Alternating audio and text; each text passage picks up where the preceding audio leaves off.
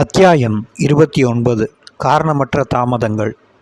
ராஜீவ் கொலை புலன் விசாரணையின் போது நடைபெற்ற சைனைடு மரணங்கள் அனைத்தும் வேகம் மற்றும் விவேகமின்மையால் ஏற்பட்டவை. எங்களிடம் NSG கமாண்டோக்கள் இருந்தார்கள். எவ்வித அபாயகரமான கட்டத்திலும் துணிந்து பாய்ந்து சென்று போரிட வல்லவர்கள். புலிகளிடம் சைனைடு இருக்கிறது என்பது நன்கு தெரிந்த பிறகு வீட்டை முற்றுகையிட்டு தக்க தருணத்துக்காக காத்திருப்பது என்பது எப்பேற்பட்ட அபத்தம்!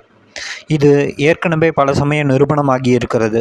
கோயம்புத்தூரில் டிக்சன் சைனைடை சாப்பிட்டு இறந்தபோதே உஷாராகி இருக்க வேண்டும்.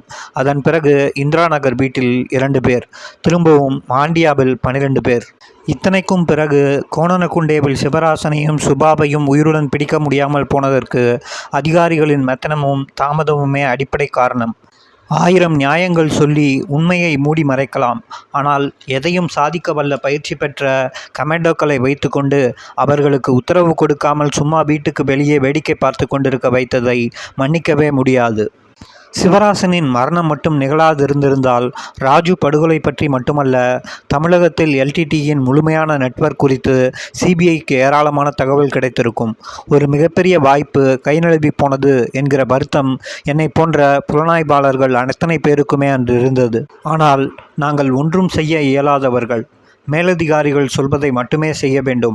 அவர்கள் பேசுவதை அப்படியே கேட்டுக்கொள்ள வேண்டும். ராஜு படுகொலை சம்பவத்துக்கு பிறகு சிவராசன் மரணம் வரை சுமார் 3 மாத காலம் வீடு, குடும்பம், உறக்கம், ஓய்வு, உணவு என்று எதுவும் இல்லாமல் இரவு பகலாக தேடுதலும் புலன் விசாரணையும் மட்டுமே வாழ்க்கையாக இருந்தவர்கள் நாங்கள். சிவராசன் உயிருடன் அகப்பட்டிருந்தால் அதுதான் எங்கள் பணிக்கு மாபெரும் பரிசாக இருந்திருக்க முடியும். பேசி பயனில்லை. நடந்தது என்னவென்று உலகுக்கு தெரியும்.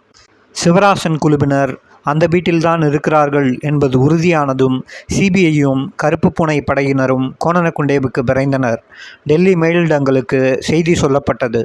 இதுதான் இடம், இதுதான் இறுதி நாள், இன்று அல்லது என்றுமில்லை. நாங்கள் மிகவும் எச்சரிக்கையாக இருந்தோம். முந்தைய தவறுகள் எதுவும் இந்த முயற்சியில் திரும்ப ஏற்படக்கூடாது என்பது ஒருபுறம் இருக்க, உள்ளே இருப்பவர்களை குறைத்து எடை போட்டு விடக்கூடாது என்பதிலும் கவனமாக இருந்தோம். சிவராசனிடம் ஆயுதம் இருந்தன. அவர் AK-47 வைத்திருந்தார். ஒரு பிஸ்டலும் வைத்திருந்தார். தவிரவும் உடனிருந்த மற்றவர்களிடம் வேறு ஆயுதங்கள் இருக்கக்கூடும். என்னவென்று நமக்கு முழுமையாக தெரியாத போது மாண்டியாவில் நடந்தது போல அதிரடி நிகழ்த்தி அவர்களை சைனைடு சாப்பிடுவார்கள், ஆஸ்பத்திரிக்கு தூக்கிச் செல்லலாம் என்று மட்டுமே எண்ணிக்கொண்டு போக முடியாது. சைனைடு அருந்துவதற்கு முன்னால் அவர்களை பிடிக்க வேண்டும். போலீஸ் தரப்பிலும் அவர்கள் தரப்பிலும் சேதாரங்களை தவிர்க்க வேண்டும். காத்திருந்தோம். எந்த கணமும் அதிரடியாக உள்ளே நுழைவதற்கு கருப்பு புனைகளும் தயாராக இருந்தார்கள். ஆனால் அப்படியான அதிரடி முயற்சிகள் எதுவும் வேண்டாம் என்று டெல்லியில் இருந்து தகவல் வந்தது. எங்களுக்கு அதிர்ச்சியாக இருந்தது. வேறென்ன செய்ய வேண்டும் என்று எதிர்பார்க்கிறார்கள்? அன்பாக பேசி வெளியே வரச் சொல்லவா? அல்லது சாகும் வரை காத்திருந்துவிட்டு பிறகு உள்ளே புகுந்து பிணத்தை எடுத்து வரவா? மிருதுலாவை உள்ளே அனுப்பி முதலில் பரிசோதனை செய்து பார்க்கலாம் என்று ஓரெண்ணம் தோன்றியது. ஆனால் வேண்டாம் என்று விட்டுவிட்டோம். ஒருவேளை போலீஸ் வந்திருக்கும் விஷயம் சிவராசனுக்கு தெரிந்திருக்குமானால் மிருதுலாவை அவர் பிணை கைதியாக பிடித்துவிடக்கூடும். வேறு ஏதேனும் வகையில் உயிர் சேதமில்லாமல் அவர்களை மயக்கமடைய வைத்து பிறகு பிடிக்க முடியுமா என்றெல்லாம் ஆலோசித்தார்களே தவிர அதிரடிப்படையை உடனே உபயோகிக்கும் எண்ணமே மேலதிகாரிகளுக்கு இல்லை. இது மிகவும் பொறுமையை சோதிப்பதாக இருந்தது. இரவு முழுவதும் அந்த வீட்டை சுற்றி வெறுமன நின்று கொண்டே இருந்தோம். உள்ளே துளி சத்தமும் இல்லை. ஆட்கள் இருப்பது எங்களுக்கு தெரியும். ஆனால் அவர்கள் மிகவும் கவனமாக இருந்தார்கள். வெளியே கேட்கிற ஒவ்வொரு சத்தத்தையும் அசைவையும் அவர்கள் கவனிக்கக்கூடும் என்று நினைத்தோம்.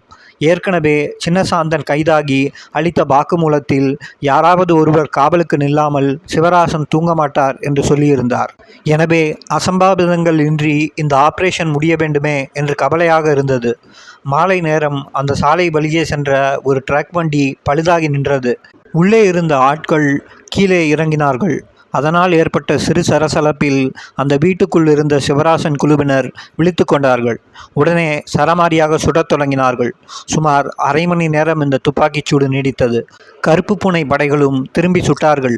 இதற்குள் டெல்லியிலிருந்து இன்னும் கொஞ்சம் சிறப்பு அதிரடிப்படை வீரர்களை அனுப்பி வைத்திருப்பதாக செய்தி வந்தது. எதற்கு புரியவில்லை. தாக்குதல் வேண்டாம் என்று உத்தரவிட்டுவிட்டு வீரர்களை அனுப்பும் லாஜிக் சுத்தமாக புரியவில்லை. ஆனால் தாக்க வேண்டியது எங்களுக்கு கட்டாயமாகி போனது. தற்காப்புக்காக மேற்கொள்ளப்பட்ட அந்த எதிர்த்தாக்குதலில் 2 அதிரடிப்படை வீரர்களுக்கு குண்டடிப்பட்டது.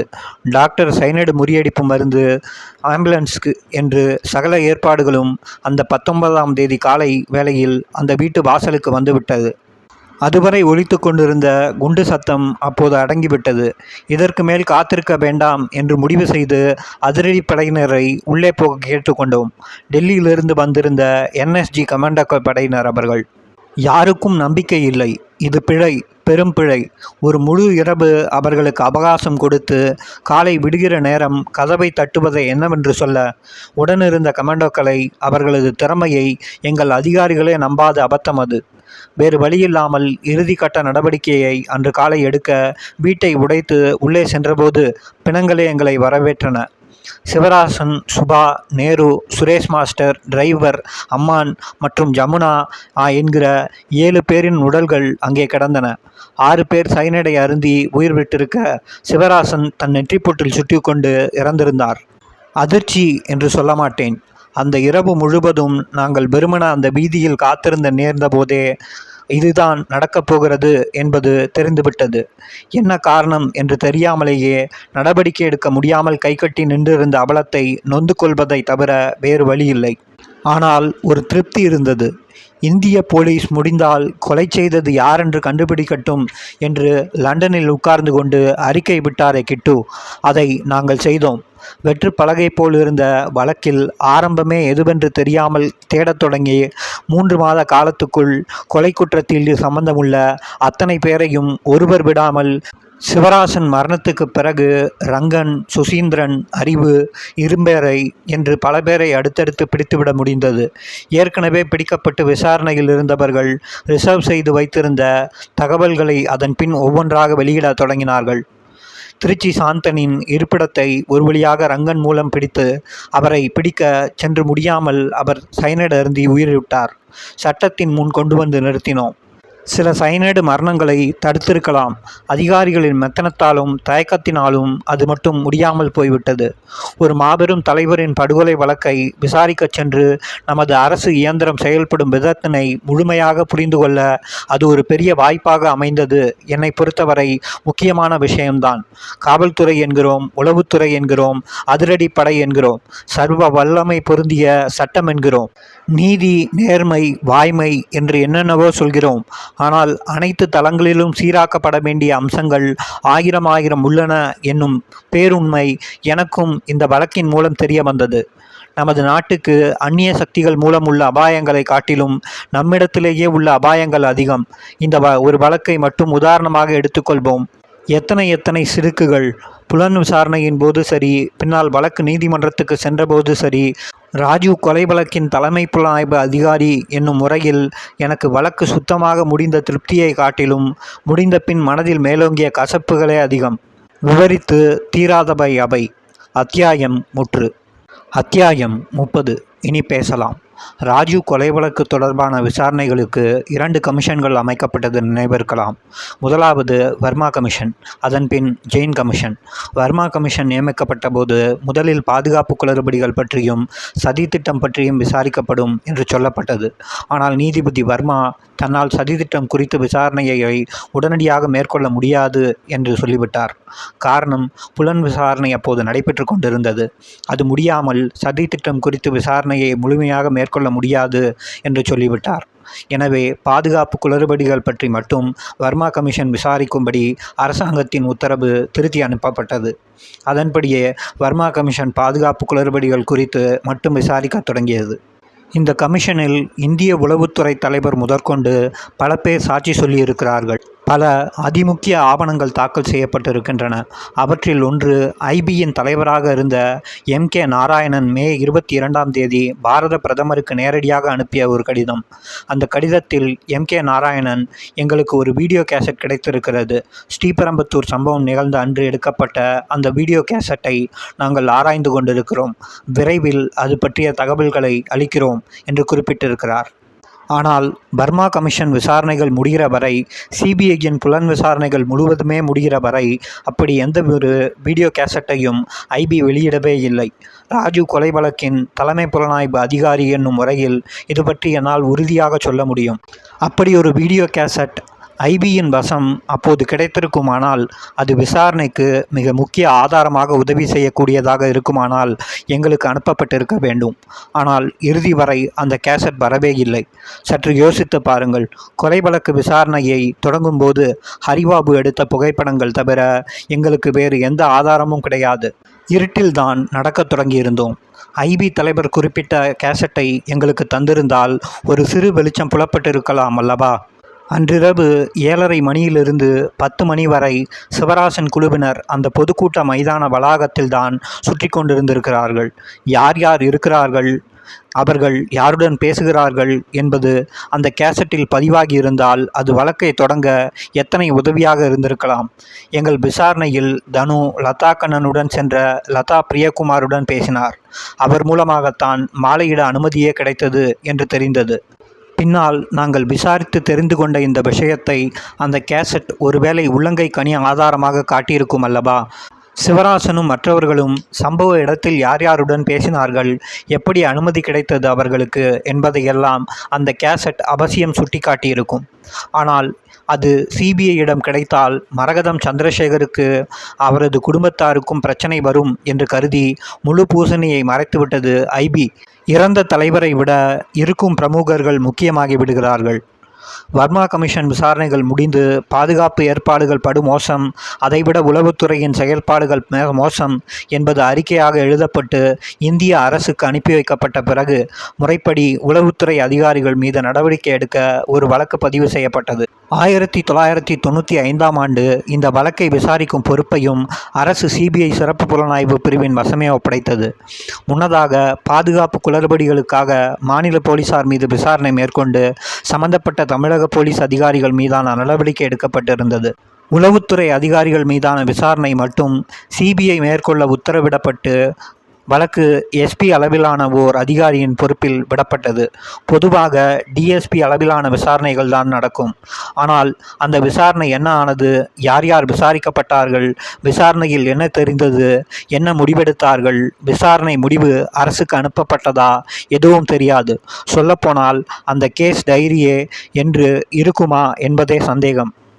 அந்த விசாரணை ஒழுங்காக நடந்திருக்குமானால் உளவுத்துறை அதிகாரிகள் எங்கெங்கே கோட்டை விட்டார்கள், எதனால் ஸ்ரீபெரும்புத்தூர் சம்பவம் குறித்து ஒரு சிறு தகவல் கூட உளவுத்துறைக்கு முன்கூட்டியே தெரியாமல் போனது என்று ஆரம்பித்து அனைத்து வினாக்களுக்கும் விடை வந்திருக்கும். ஆனால் எம்.கே. நாராயணன் தொடங்கி அத்தனை ஐபி அதிகாரிகளையும் காப்பதற்காகவே அவதரித்த மாதிரி சிறப்பு புலனாய்வு பிரிவின் தலைமை இந்த வழக்கில் நடந்து கொண்டு மூடி மறைத்துவிட்டது. இதன் மூலம் சில தனிநபர்கள் காக்கப்பட்டிருக்கலாம். ஆனால் தேசத்துக்கு எத்தனை இழுக்கு! இந்த ஒரு விவகாரம் என்றில்லை. ராஜீவ் கொலை வழக்கை விசாரித்து கொண்டிருந்த காலம் முழுதும் இம்மாதிரியான பல சம்பவங்களை நான் எதிர்கொண்டேன். முன்பே குறிப்பிட்ட பத்மநாபா கொலை வழக்கை மீண்டும் நினைவு கூர்வோம். சின்னசாந்தன் பிடிபட்ட பிறகுதான் அந்த வழக்கின் முழு வடிவம் வெளிச்சத்துக்கு வந்தது. கொலை நடந்த சமயம் தமிழ்நாடு போலீஸ் விசாரிக்க முடித்து அதை கிட்டத்தட்ட ஒரு ஓரம் கட்டிவிட்டிருந்தார்கள். சின்னசாந்தன் அளித்த தகவல்களின் அடிப்படையில் சிபிஐ மேற்கொண்டு அதை துப்பு துலக்கி இருக்குமானால் இன்னும் பல விஷயங்கள் வெளிச்சத்துக்கு வந்திருக்கும். ஆனால் அந்த வழக்கை தமிழ்நாடு போலீஸே பார்த்து கொள்ளட்டும் என்று கார்த்திகேயன் சொல்லிவிட்டார்.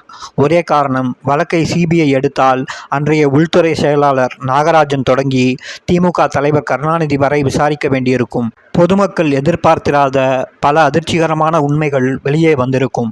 நமக்கெதற்கு வம்பு, விட்டுவிடலாம், தமிழ்நாடு போலீஸே பார்த்து கொள்ளட்டும். சிறப்பு புலனாய்வு பிரிவின் தலைவராக இருந்த கார்த்திகேயன் அன்றைய பிரதமர் நரசிம்மராவ் தொடங்கி பல அமைச்சர்கள், மிக உயர் அதிகாரிகள் வரை எளிதில் அணுகக்கூடியவராகவும் பழகக்கூடியவராகவும் இருந்தார்.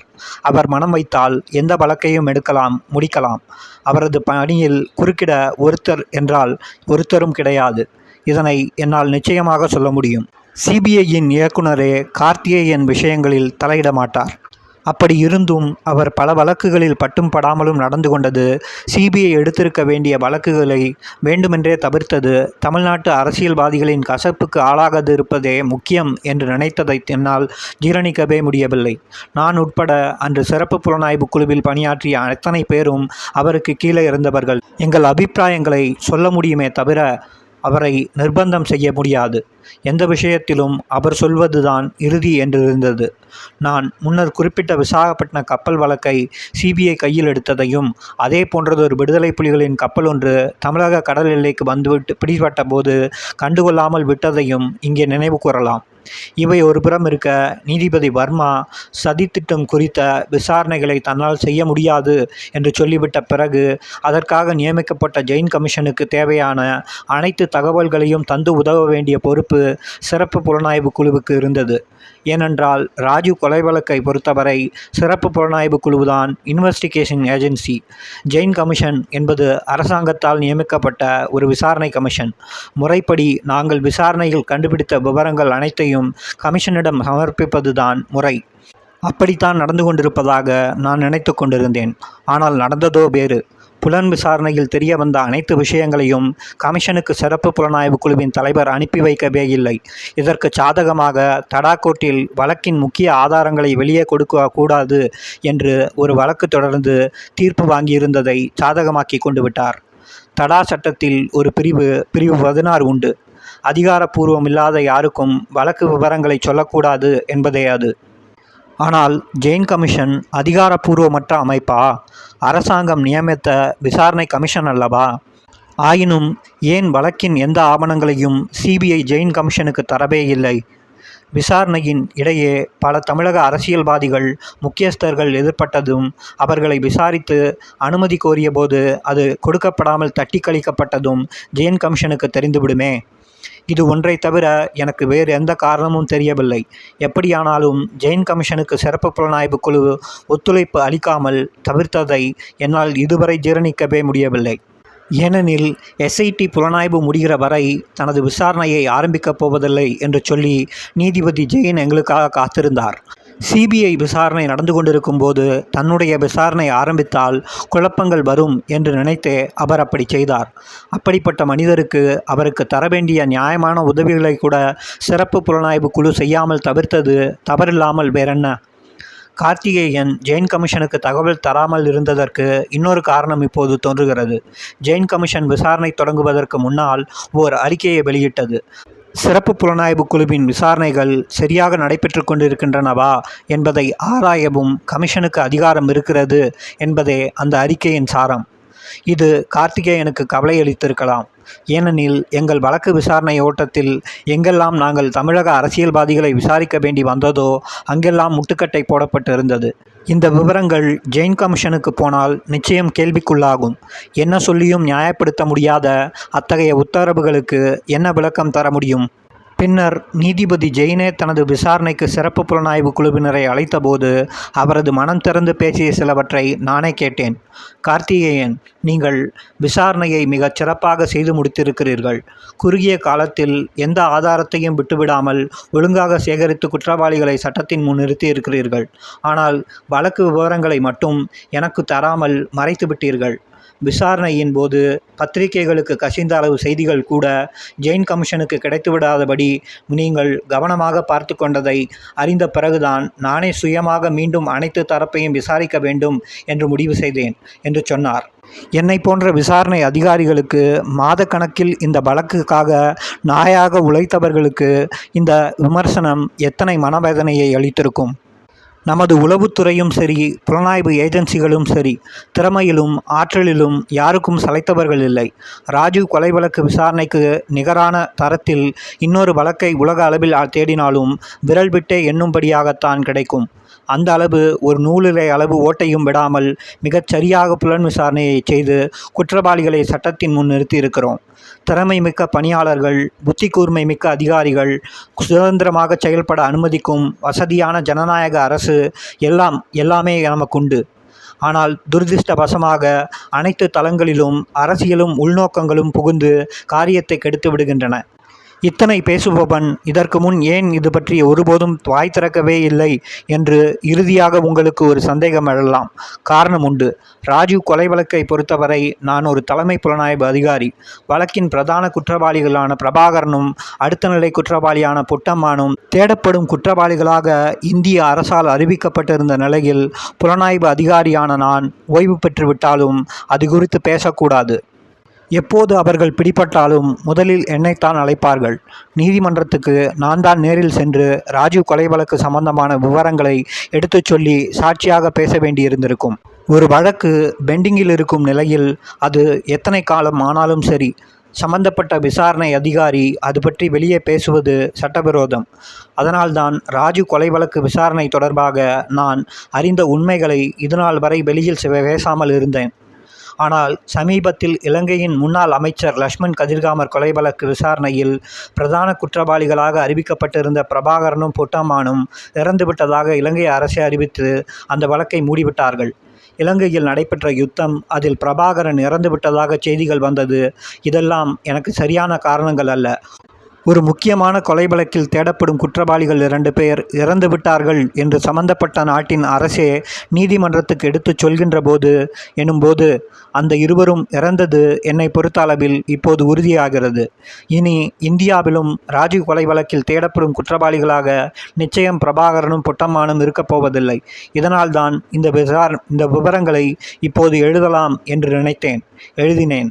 எனது பணிக்காலத்தில் நான் சந்தித்த அனைத்து வழக்குகளிலும் தலையாயது, முக்கியத்துவம் வாய்ந்தது இதுவே.